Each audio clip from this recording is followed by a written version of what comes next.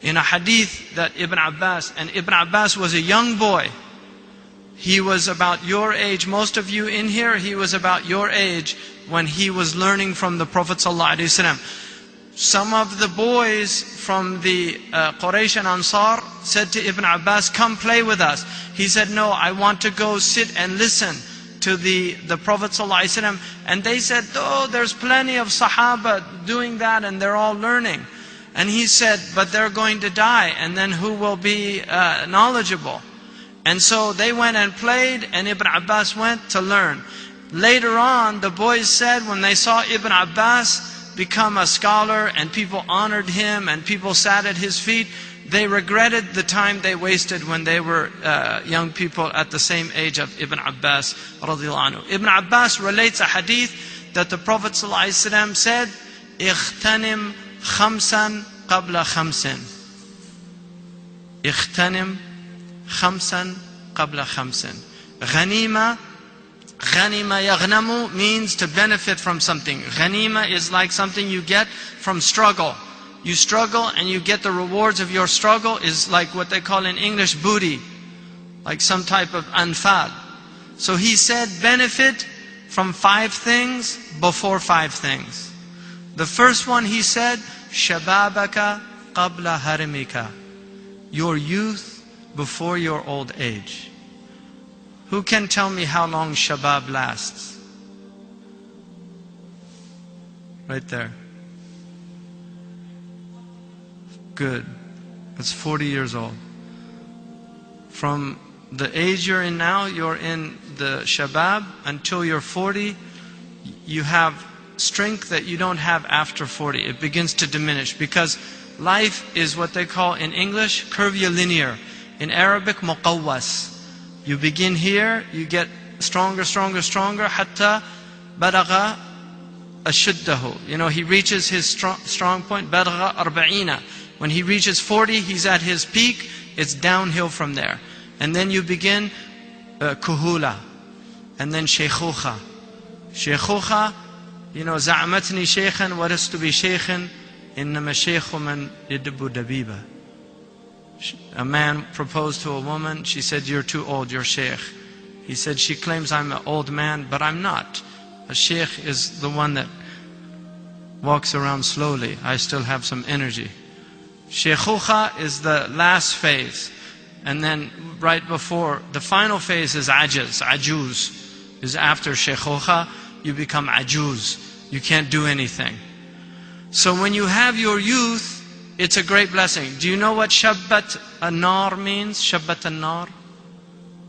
Shabbat an-nar? You don't know? Shabbat an-nar. Ishta'alat an-nar. Shabab is from ishti'al. It's the time you have fire, you have energy. And you have to use that energy for good. Don't waste your life. Don't waste your time. The Prophet ﷺ warned us about ida'at al-mal, wasting wealth. The next one he said was صحتك قبل سقمك. Benefit from your health before your sickness. If you, لا قدر الله, may Allah give you all عافية, يمتعكم بالصحة والسلامة ما دمتم أحياء. But if you get sick, one of the hukama, he said, الصحة تاج على رؤوس الأصحة لا يراه إلا المرضى. That health is a crown on the healthy, only the sick can see it. It's a crown on the healthy, only the sick can see it. So your health is a great blessing. Guard your health. Some of the shabab here already getting pouches, not good. You guys need to exercise. Don't eat bad food. Don't eat McDonald's. Don't eat it's bad food. Really, if you knew what was in it, you wouldn't eat it. Don't eat, really take care of your health. Eat good food, healthy food. Don't eat a lot of food. The Arabs, they say, al-bitnatu tudhib al-fitna. Having big stomachs will cause your intellect to deteriorate. I just read 3 days ago in the International Herald Tribune an article on a study done in Sweden proving that the bigger the waist expands, the more mental deterioration there is. And they actually have proven that young people that have too much fat around their girth or their waist, they actually are already developing plaque in their brains. So exercise, get out, run around. You have your health, take advantage of it. You need to recreate. You know, exercise is a good thing. You have to recreate. Don't be studying all the time. But also don't be playing all the time. There's a time for each one.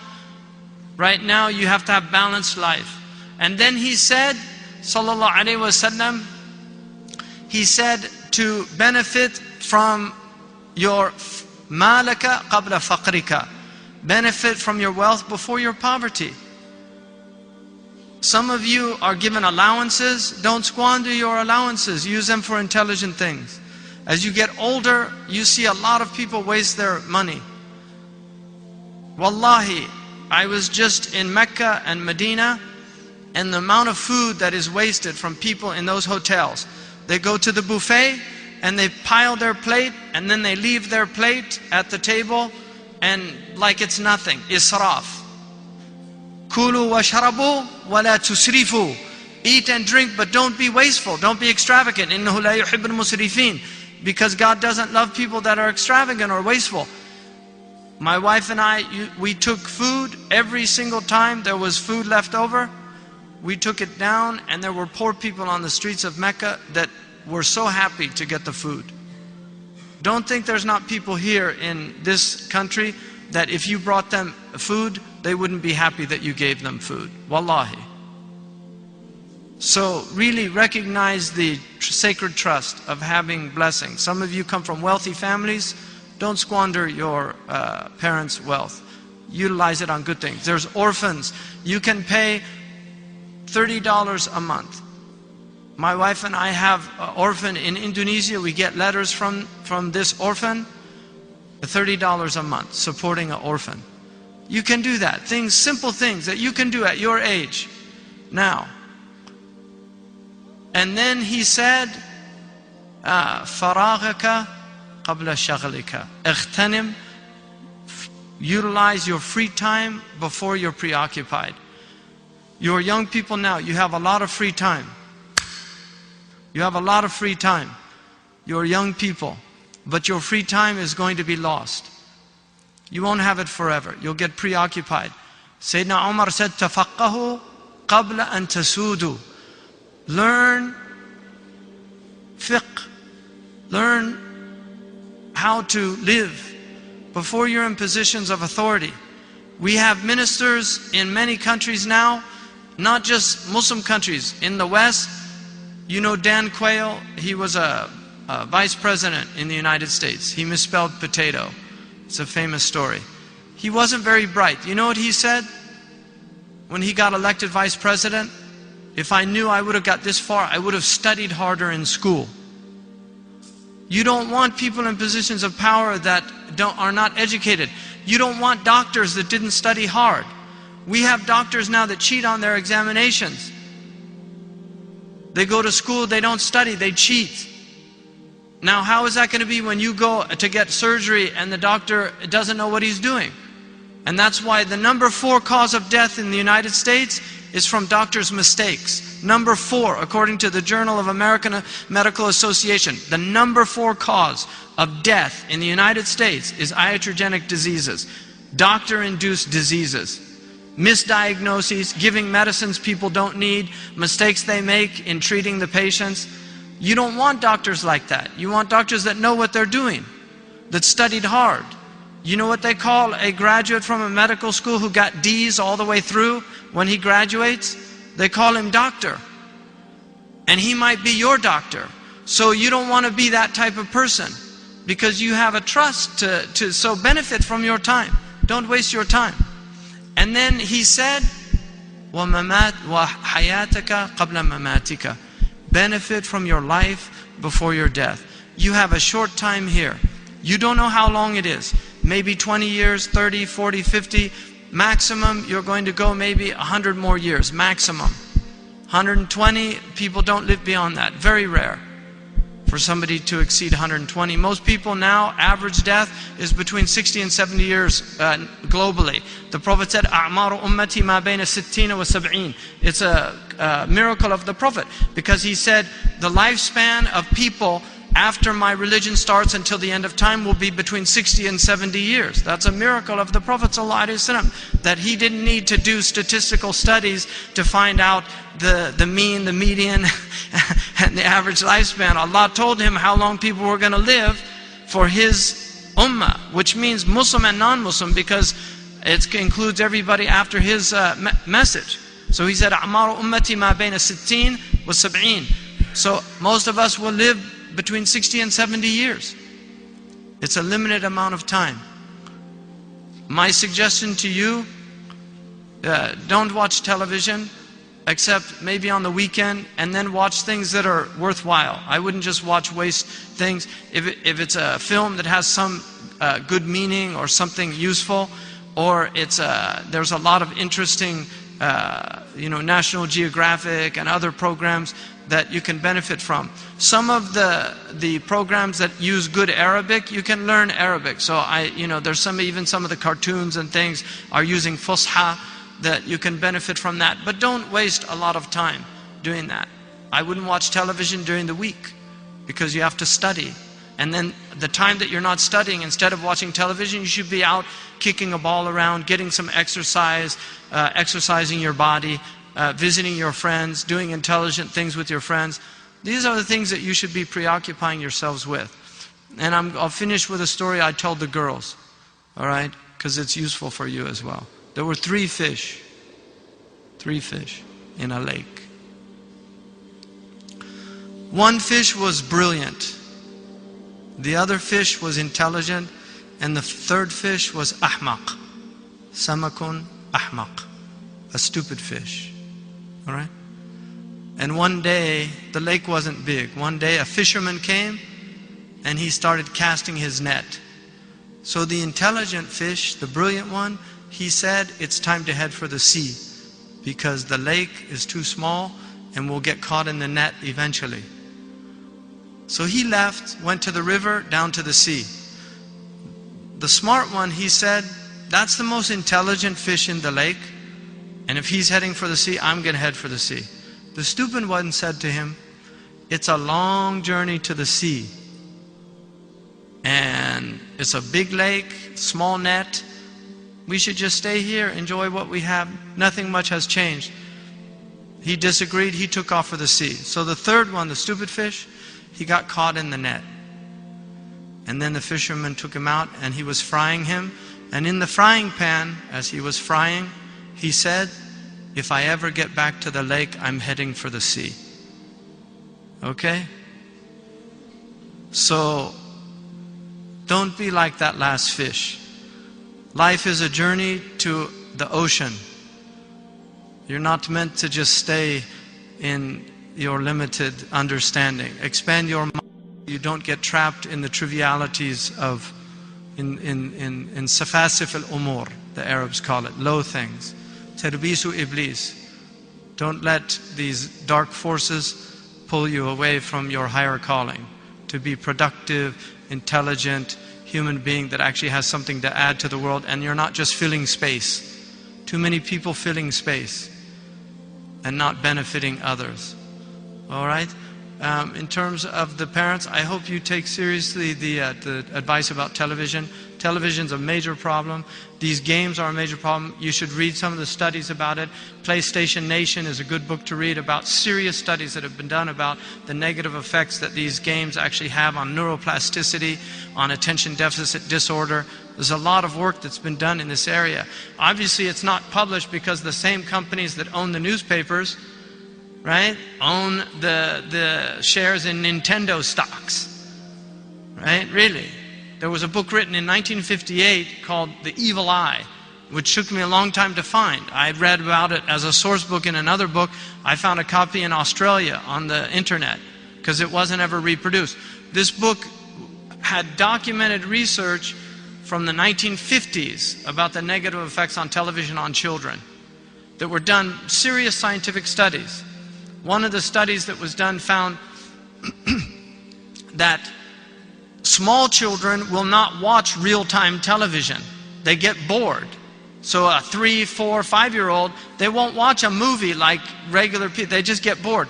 So that's why if you look at children programming, it's speeded up. It's not in real time. So Sesame Street, it's all quick things, changing images.